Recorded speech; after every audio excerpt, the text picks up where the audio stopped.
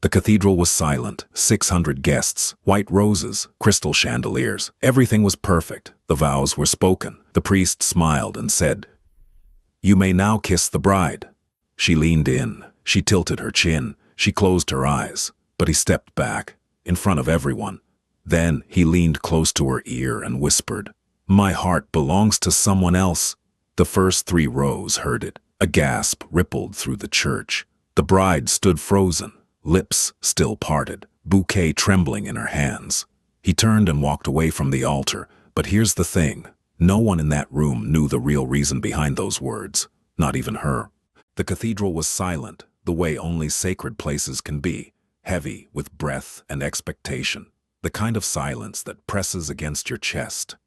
600 guests filled the pews of St. Bartholomew's in Midtown Manhattan, draped in designer gowns and Italian wool, their faces arranged in careful expressions of admiration. Crystal chandeliers cast fractured light across marble floors. White roses climbed the altar in cascading arrangements that had taken 3 florists an entire week to complete. Amy Reed stood at the end of the aisle in a gown that cost more than her mother's house, her fingers trembling around a bouquet of peonies. She was 24 years old. She was about to marry a man she had met exactly 3 times. Max Green waited at the altar. He stood the way he always stood, perfectly still, shoulders squared, a jaw set like it had been carved from something harder than bone. He was 34, tall, dark-haired, with the kind of face that women noticed and men instinctively feared. His eyes were the gray of winter storms, and they held the same warmth. The organs swelled. Amy walked. Her father's arm was rigid beneath her hand, his grip too tight, and she could feel the faint tremor in his wrist. He was afraid. Everyone in this cathedral was afraid of the man waiting at the end of this aisle, including the priest. The vows were spoken. Max's voice was low and steady, mechanical, as though he were reading terms of a contract. Amy's voice shook, but she made it through. She told herself this was enough. She told herself she could learn to live beside this man, in his world, behind his walls. And then the priest said, "Han, you may now kiss the bride." Amy turned to face him. She looked up into those storm-gray eyes and saw nothing. No warmth, no anticipation, no recognition that this moment was supposed to mean something. But she leaned in anyway. She rose slightly on her toes, tilted her chin, and moved toward his lips. Max pulled away, not subtly, not with a polite turn of the cheek. He stepped back, a full, deliberate step, and the space between them became a canyon. 600 people watched it happen. 600 pairs of eyes widened in unison. Then he leaned close to her ear, so close she could smell the cedar and smoke on his skin, and he whispered, "My heart belongs to someone else." His voice was barely audible, but in the acoustics of that cathedral, the words carried. The first 3 rows heard it clearly. What a gasp rippled outward like a stone dropped in still water. Amy didn't move. She stood there with her lips slightly parted, her bouquet clutched against her chest, and she felt something inside her crack, not break, not shatter, but crack, the way a foundation cracks before a building knows it's in trouble. Max turned from the altar and walked down the aisle. His men fell into step behind him like shadows. The reception would proceed. The marriage was legally binding, but everyone in that cathedral understood the same truth. This was an arrangement. Nothing more. The Green estate sat on 12 acres in the hills above the Hudson, a fortress of stone and iron disguised as a mansion. Amy arrived in the back of a black SUV, still in her wedding dress, and still wearing the diamond earrings Max's people had delivered to her hotel room that morning. A gift with no card. A housekeeper named Dolores met her at the door. She was a stout woman in her 60s with kind eyes and careful hands, and she led Amy through hallways that smelled of wood polish and old money. "Your room is this way, Mrs. Green." "My room," Amy repeated. "Yes, ma'am. Mr. Green's quarters are in the East Wing." Separate wings. Amy almost laughed. She had expected distance, but this was architectural. The room was beautiful. Cream walls, a canopy bed, floor-to-ceiling windows overlooking the river. Her suitcases had already been placed near the closet. Someone had put fresh flowers on the nightstand. It was a lovely cage. She sat on the edge of the bed, still in her gown, and stared at her reflection in the window. The girl staring back looked like a stranger, someone wearing a costume, playing a role she hadn't rehearsed. There was a knock on the door. She expected Dolores, but when she opened it, Max stood there. He had changed into a dark shirt, sleeves rolled to the elbows, and for the first time she noticed the tattoo that climbed from his wrist and disappeared beneath the fabric. "I want to be clear about something," he said. No greeting, no apology. Just directness, like a blade. "You were clear enough at the altar," Amy said. She was surprised by the steadiness of her own voice. Something flickered in his eyes. Surprise, maybe, or something close to respect. "This marriage protects your family. Your father's debts are erased. Your brother stays out of prison. In return, you live here. You attend events with me when required. And you don't ask questions about my business. And what do you get?" "An image," he said flatly. "Stability. The appearance of a life that certain associates expect me to have." Amy studied him. Behind the coldness, behind the control, she thought she saw something else, a tiredness so deep it had settled into his bones. "You could have just told me this before the wedding," she said. "Before I stood in front of 600 people and was humiliated." "You're right," he said. Then he turned and walked away. No apology, no explanation, just the sound of his footsteps retreating down the hallway, steady and unhurried, the way a man walks when he has already decided he owes the world nothing. Amy closed the door and pressed her back against it. She breathed, in, out, in, out. She told herself she would not cry. She told herself that she'd survived worse, her mother's death, her father's gambling, her brother's arrest. She had survived all of it with her spine straight and her heart intact. She would survive this too. In the weeks that followed, Amy learned the rhythms of the green estate, the way a shipwrecked sailor learns the tides, carefully and out of necessity. Max left the house before dawn most mornings and returned late, sometimes not at all. When he was home, he occupied the east wing like a ghost, present but untouchable. They shared meals occasionally, sitting at opposite ends of a dining table built for 20, eating in silence while the staff moved around them like stagehands between scenes. Amy refused to dissolve into the furniture. She started in the kitchen. Dolores had been running the household for 11 years, and Amy could see the exhaustion in her. So Amy began helping, not because she was told to, but because she needed to be useful, needed to feel her hands doing something that mattered. She learned the names of the gardeners. She brought coffee to the security team, during their night shifts. She asked Marco, Max's driver, about his daughter's school recital, and the next week she asked how it went. "Nobody asks us things like that," Marco told her one morning, his voice careful, as though kindness were a trap he'd learned to avoid in this world. "Maybe they should," Amy said. One evening she found Dolores crying in the pantry. Her grandson had been sick for weeks, and the medical bills were piling up. Amy sat with her on the floor between shelves of canned tomatoes and dried pasta, and she listened. The next morning, in she went to Max's study.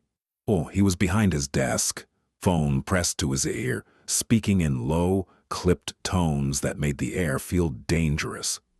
When he saw her, he ended the call without a word to whoever was on the other end.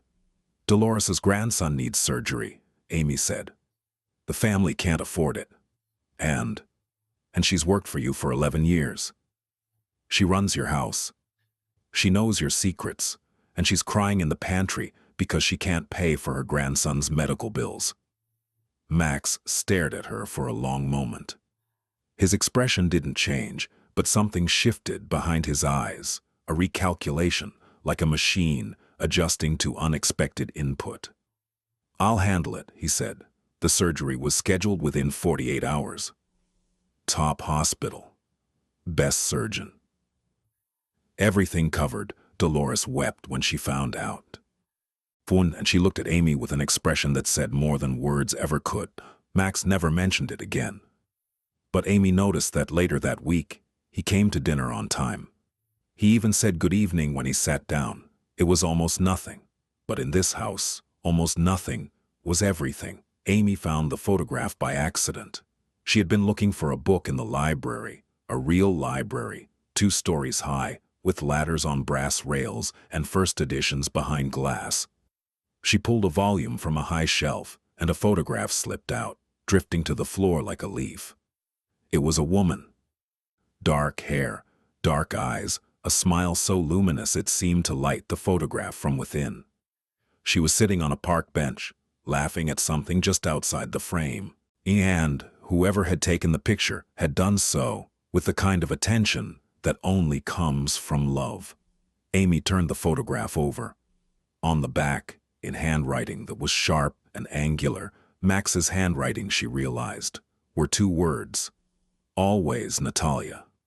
She put the photograph back, but the name stayed with her, lodged in her chest like a splinter. It was Marco who told her, eventually, not in one conversation but in fragments, offered cautiously over weeks, the way someone feeds a fire they're not sure they should be building. Natalia Sorvino. She had been Max's world. They met when he was 26, when he was still climbing, still hungry, still capable of softness. She was a teacher, elementary school, first graders, and she had no idea who he was when they first talked at a coffee shop in the village. She made him laugh. No one made Max Green laugh. They were together for 3 years. He was going to leave the organization for her. He had a plan, a timeline, an exit strategy. He was going to become someone worthy of her. Then, a rival family found out about her. Marco's voice went quiet when he reached this part of the story, and Amy understood that some details would never be spoken aloud. What she pieced together was this. Natalia was taken to send a message. Max got her back, but not in time. She died in a hospital 3 days later, and something in Max died with her. He blames himself, Marco said. He believes loving her is what killed her. And since then, he's made sure that no one gets close enough for it to happen again. Amy sat with this knowledge for days. She carried it carefully, the way you carry something fragile through a dark room. And she didn't bring it up with Max. She didn't try to discuss it, or analyze it, or offer comfort.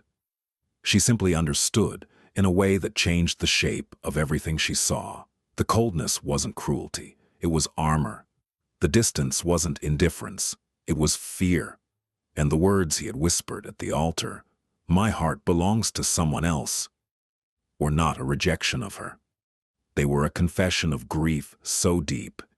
He had built his entire life around it. The shift didn't happen all at once. It happened the way dawn happens, so gradually that you can never identify the exact moment. The darkness becomes light. Max started noticing things, small things. The way Amy spoke to people, not with the performative kindness of someone trying to be liked, but with the genuine curiosity of someone who actually cared. And the way the house felt different since she arrived. Warmer somehow, as though she had changed the temperature of the air itself. He noticed that the staff smiled more. That Dolores hummed while she worked. That even his men, hardened, scarred men who had done things that would keep most people awake for the rest of their lives, softened slightly in Amy's presence. One evening, he came home earlier than usual and found her in the kitchen, teaching Marco's 12-year-old daughter to make empanadas. The girl was covered in flour, laughing so hard she could barely stand, and Amy was laughing with her, really laughing, the kind of unguarded joy that Max hadn't heard in his house in years. He stood in the doorway and watched. He didn't announce himself. He just stood there, and something inside his chest moved. A muscle that had been locked in place for so long, he'd forgotten it existed. "Mr. Green." The girl noticed him first and went rigid with fear. "It's fine," Max said. His voice was quieter than usual. "Continue." He walked away, but he didn't go to the East Wing.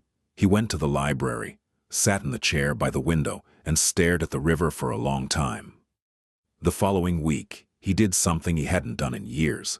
He ate breakfast at the main table, not at his desk, not standing up in the kitchen at 5 in the morning, but at the table, at a normal hour, where Amy was already sitting with coffee and the newspaper.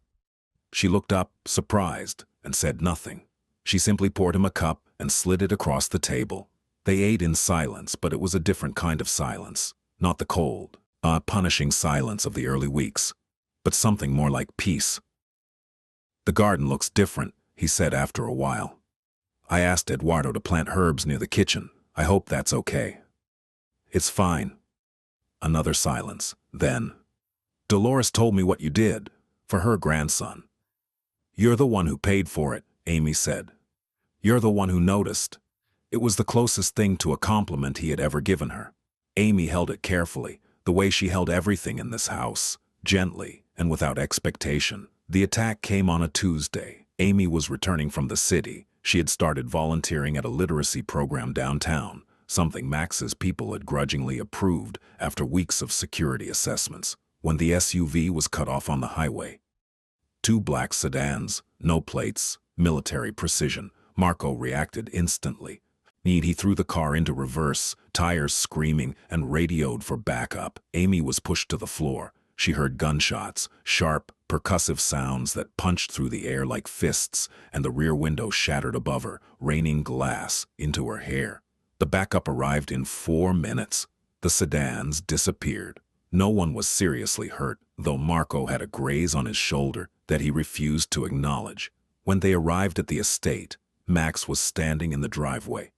His face was stone, but his hands were shaking. Amy had never seen his hands shake. He didn't speak to her immediately. He spoke to his men, rapid, commanding, dangerous. Orders were given, phone calls were made. The machinery of his world lurched into motion with terrifying efficiency. It was hours later, well past midnight, when he came to her room.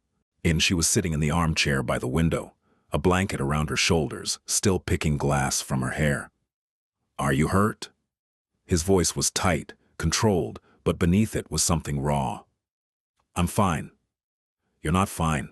You have glass in your hair." "Then I'm mostly fine." He crossed the room and sat on the edge of her bed, closer to her than he had been since the altar. She could see the tension in his jaw, the way the muscle worked beneath the skin. He was furious, not at her, but at the situation, at the world, at the enemies who had dared to touch something that existed within his sphere of protection. "This is what I am," he said quietly. "This is the world I live in. People around me get hurt. People around me." He stopped. The sentence had a destination he couldn't reach. "I know what you're going to say," Amy said. "What, you're going to say that this is why you keep everyone at a distance, that caring about someone is a liability, that what happened today proves you were right to build walls." He looked at her, and for the first time, his guard was down. Not completely, not all at once, but enough that she could see the man behind the mask.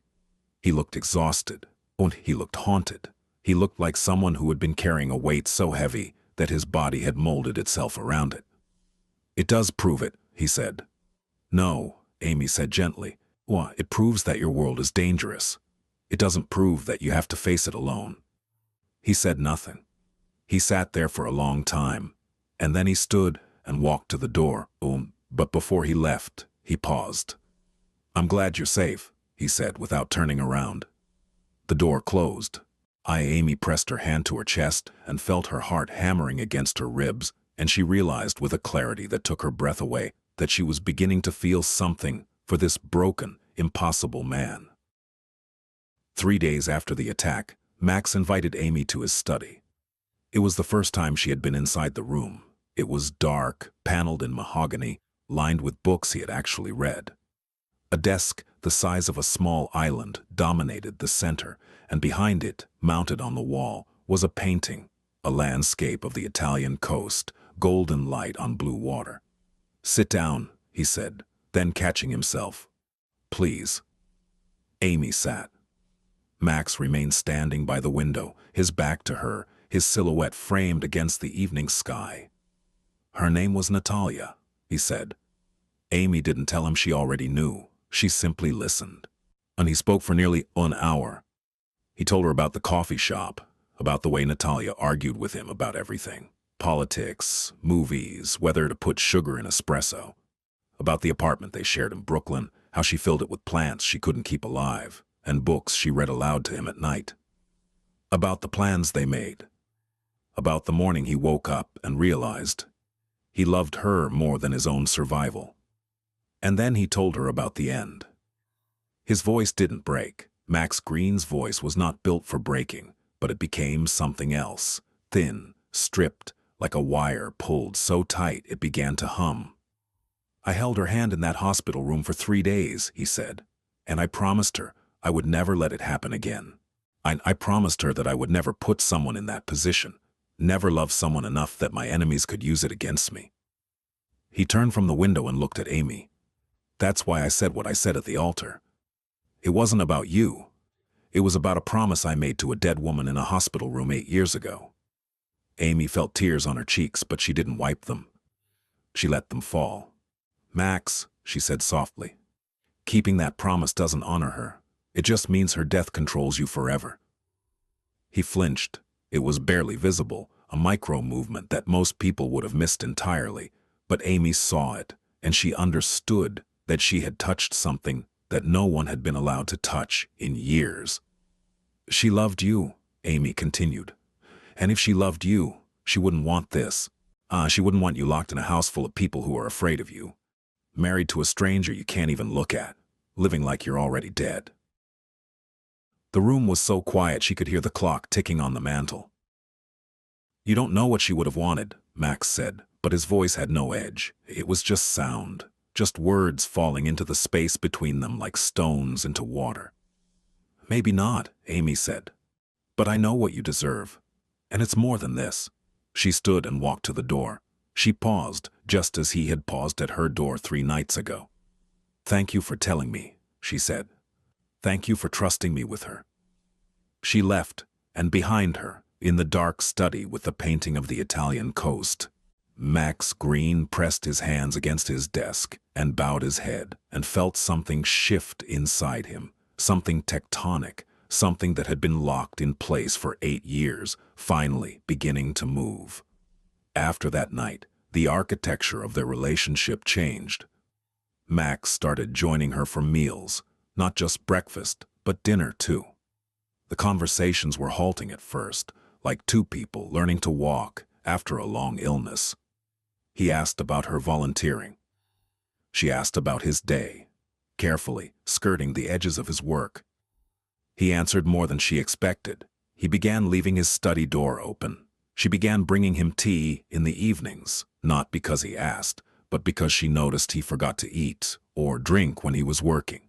He never thanked her, but the cup was always empty when she collected it. One night, during a storm that knocked out the power, they sat in the library by candlelight and talked for 4 hours. He told her about his mother, who died when he was 12. She told him about hers, who died when she was 19. They found in the geography of their grief a shared landscape. You're not what I expected, Max said, watching her in the flickering light. What did you expect? Someone who would fold. Someone I could ignore until this arrangement served its purpose and ended. Sorry to disappoint, Amy said, and something happened that neither of them expected. Max laughed, a real laugh, brief and rusty, like a machine running after years of disuse, but real. Amy stared at him, in the candlelight, with his guard down, and that unexpected sound still hanging in the air. He looked like a different man, younger, a less carved from stone, almost approachable. You should do that more often, she said. Do what? Laugh. It suits you. He looked away, but she caught the faintest trace of something on his face. Not quite a smile, but the memory of one, the blueprint of something that might, given enough time and courage, become the real thing. The power came back an hour later, but neither of them moved to turn on the lights. The crisis came without warning, as crises always do in Max's world. A federal investigation had been building for months. Wiretaps, informants, a grand jury assembling evidence behind closed doors. Max's lawyer delivered the news on a Friday afternoon. They were going to arrest several of his top men. The organization would survive, but the legal exposure was significant. What the lawyer didn't know, what no one knew except Max and a very small circle, was that the investigation had been accelerated by a leak from inside. Someone close, someone trusted. For 3 days, the estate was a war room. Max barely slept. Amy watched from the edges, bringing food that went uneaten, coffee that went cold. She could see him unraveling, not visibly, never visibly, but in the micro details. The way his sentences became shorter, the way his jaw tightened, until she could see the bones beneath his skin. On the 3rd night, she found a document on the hallway floor, outside his study. It had been dropped by someone in a hurry, a printed email, heavily redacted, but with enough visible text for Amy to piece together the situation. The leak was pointing toward Dominic Kessler, Max's second-in-command, a man who had been with the organization for 15 years. Amy knew Dominic. He had been kind to her, one of the few who hadn't treated her like furniture. He had shown her photographs of his kids. He had told her that Max was a better man than he let anyone see. She also knew what happened to people in Max's world who were identified as Lex. She didn't sleep that night. She sat in her room and weighed what she was about to do. Understanding the risks, understanding that it could destroy everything. The fragile trust she had built with Max, the precarious safety of her position in this house, maybe even her life. In the morning, she went to Max's study. "Before you do anything about the leak," she said, "I need you to promise me something." His eyes were red-rimmed, dangerous. "I don't make promises. Make this one. Promise me you'll hear the full truth before you act. Promise me you'll look at this from every angle. Because I found something last night. And if I give it to you, and you react the way everyone expects you to react, someone might die who doesn't deserve to." Max studied her. The silence stretched until it became its own kind of sound. "You're protecting someone," he said. "I'm protecting you," she said, "from making a decision you can't take back." She told him about the document.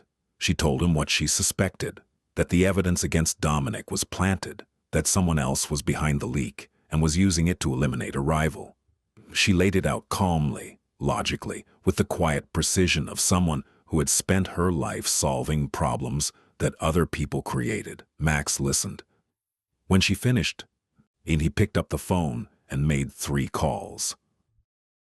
Within hours, the truth emerged. The real leak was a lower-level operative named Salazar, who had been feeding information to the feds in exchange for a reduced sentence on unrelated charges.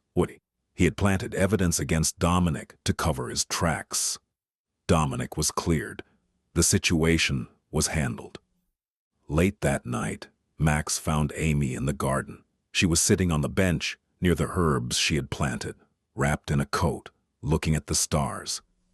"You risked everything today," he said. "It was the right thing to do.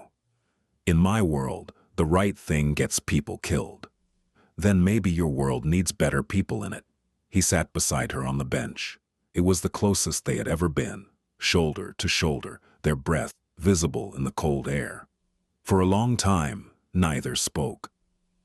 And then Max said very quietly, "I was wrong about you." "I know," Amy said, and for the second time he laughed. Softer this time, more real, and Amy felt the sound move through her like warmth, like sunlight finding its way through a crack in a wall that had stood for far too long. It happened on an ordinary evening. There was no crisis, no danger, no dramatic catalyst. Just a Tuesday in late autumn, the trees along the Hudson, burning gold and red, the air sharp with the promise of winter. Amy was in the library, reading. Max came in to find a book, or that was what he told himself. In truth, he had been finding reasons to be in whatever room she was in for weeks, circling her orbit like a planet drawn to a sun it had been trying to escape. She looked up when he entered. "The biography section is that way," she said, pointing toward the east wall. "How did you know I was looking for a biography?" "You always read biographies. You like knowing how other powerful men handled impossible situations." He stopped. "You pay attention." "It's hard not to," she said. You're an interesting person when you let yourself be. He sat down across from her. The chair was close, closer than the dining table, closer than the garden bench, close enough that he could see the flecks of gold in her brown eyes, the faint scar on her left temple from a childhood fall she had told him about during one of their long evenings. Amy, he said. Her name in his mouth sounded different, heavier, more deliberate, as though he were testing its weight on his tongue for the first time. Yes? I need to say something, and I need you to let me finish before you respond. She closed her book. When I married you, he said, I treated you like a transaction, an item on a ledger. I told myself that was all you could ever be, all anyone could ever be, because the alternative was too terrifying. The alternative meant opening a door I had welded shut 8 years ago and facing what was behind it. He paused. His hands were clasped together, the knuckles white, and Amy could see the effort this was costing him. The physical toll of vulnerability on a man who had built his entire identity on invulnerability. But you, he shook his head slightly, as though arguing with himself. You didn't accept the terms I set. You didn't shrink. You didn't become invisible. You walked into my house and you changed it. You changed the people in it. You changed... Another pause, longer this time. You changed me. Amy's throat tightened. She said nothing, exactly as he had asked. I told you at the altar that my heart belonged to someone else, and for a long time that was true. Natalia had my heart, and I thought she would always have it, because keeping it with her meant I never had to risk losing it again. He looked at her then, really looked at her, with all his defenses stripped away, his gray eyes open and unguarded and terrified. But I was wrong. My heart isn't in that hospital room anymore. It's not buried with her. It's been moving, slowly, stubbornly, the way everything moves in my world, and it's come to rest somewhere I never expected. His voice dropped to barely more than a whisper. It's with you, Amy. My heart is with you, and I have no idea what to do with that, because the last time I loved someone, she died for it, and the thought of that happening to you is the only thing in this world that truly frightens me. The library was completely still. Even the house seemed to hold its breath. Amy stood. She crossed the space between them and knelt in front of his chair, placing her hands over his clenched fists. His hands were trembling. Max, she said, loving someone isn't what killed Natalia. Evil people killed Natalia, and hiding from love for the rest of your life doesn't make you safe. It just makes you lonely. I can't lose you, he said, and his voice cracked, finally, irrevocably cracked, and the sound was like a dam breaking, releasing 8 years of grief and guilt and terror into the space between them. Then don't push me away, she whispered. He unclasped his hands and took hers. In his grip was firm but gentle. The grip of a man who was holding something precious for the first time in a very long time and was terrified of breaking it. He pressed his forehead to hers. They stayed like that, breathing together, and in the silence Amy heard something she had never heard from him before, a sound so soft it was almost imaginary, a release of breath that might have been a sob, or might have been the sound of a man finally letting go. 6 months later, Max Green did something that shocked every person who had ever known him. He threw a party. Not a business gathering, not a strategic dinner, not the kind of cold, transactional event that his world required. A real party in the garden Amy had replanted, under string lights that she had insisted on, with music and laughter and food prepared by Dolores, man who had been cooking for 3 days straight and wouldn't let anyone help. The guest list was small but significant. Marco and his daughter, Dominic and his family, the security team, the gardeners, the people who made up the quiet infrastructure of Max Green's life, the people Amy had spent months getting to know, one conversation at a time. Max stood at the edge of the garden, watching. He was wearing a white shirt with the sleeves rolled up, no tie, no jacket, an outfit so casual it was practically a press release. Amy was across the garden, talking to Marco's daughter, who was demonstrating a dance she had learned at school. Amy was laughing again, that full, unguarded laugh that he had once heard from a doorway and felt move something inside his chest. Dominic approached him with a glass of whiskey. I've known you 17 years, Dominic said, and I have never seen you look like that. Like what? Like you're actually alive. Max took the whiskey but didn't drink it. He was watching Amy. She caught his eye across the garden and smiled at him, a private smile, the kind that contains entire conversations, and he felt it land in his chest like a key, turning in a lock. Later, when the music was winding down and the candles were guttering in their holders, Max stood in the center of the garden and asked for everyone's attention. The conversations died away. Eyes turned toward him, cautious, curious, still carrying the residual wariness that came with being in Max Green's orbit. Amy stood near the rose bushes, watching him with an expression of surprise. "Most of you were at my wedding," Max said. His voice was steady, but Amy could hear the current running beneath it, the effort, the vulnerability. "And most of you saw what happened there. I made a choice that day to keep my heart locked away, because I believed that was the only way to survive in this world." He looked at Amy. "I was wrong." He crossed the garden and stood before her. The string lights cast a warm glow on his face, and for the first time, Amy saw no trace of the mask. No armor, no walls, no distance, just the man. "You walked into this house as a stranger," he said, "and you changed everything. You made this place a home. You gave these people," he gestured to the small crowd, "your kindness, your attention, your courage. You saved a man who didn't know he needed saving, and you did it without asking for anything in return." He took her hand. "I stood at an altar and told you that my heart belonged to someone else. Tonight, in front of everyone who matters to me, I want to say the truth." His voice dropped, but the garden was so quiet that every word was perfectly clear. "My heart belongs to you, Amy. It has for longer than I was willing to admit, and I am done being afraid of that." Amy looked up at him through tears that she didn't bother to hide. She placed her hand on his cheek, the first time she had touched his face, and felt the tension there, the years of control, begin to release. "It's about time," she said. He kissed her, in the garden, under the string lights, surrounded by the people who had watched their impossible story unfold. Max Green kissed his wife for the first time. It was not the kiss of a man fulfilling an obligation.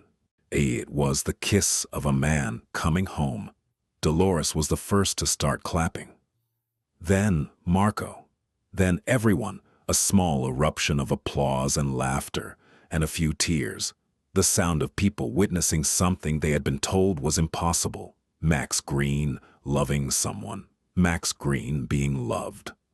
When they finally pulled apart, Amy leaned close to his ear, the same distance from which he had once whispered those devastating words at the altar, and she said, "Your heart is safe with me." And for the first time in 8 years, Max Green believed it.